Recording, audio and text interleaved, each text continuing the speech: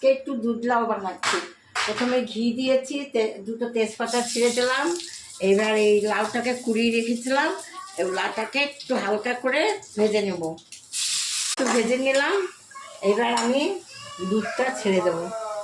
দুধটা তো জাল দিয়ে গাঢ় করে নিয়েছি, এবার দুধটা ছেড়ে দিলাম। এরপর একটু ফুটবে, হ্যাঁ আমি চিনি দেবো, তারপরে একটু এই কাজু কিশমিশ দেবো, তারপরে নামাবার আগে ওই একটু এলাচের গুঁড়ো করে রেখেছি ওটা দেবো নামাবার আগে। এরকম কাজু কিশমিশ দিয়ে দিচ্ছি। লাউটাও সিদ্ধ হয়ে গেছে। এবার একটু সামান্য একটু খোয়া খেয়ে ছড়িয়ে দিলাম, এবার আমি এইটাও দিয়ে দেবো, এলাচের গুঁড়োটা। 2 মিনিট রেখে নামিয়ে দেবো।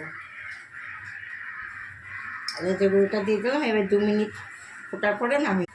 আপনারা যদি না জানেন এইভাবে বানিয়ে খাবেন, দেখবেন ভালো লাগবে, বাচ্চারাও খেতে পারবে।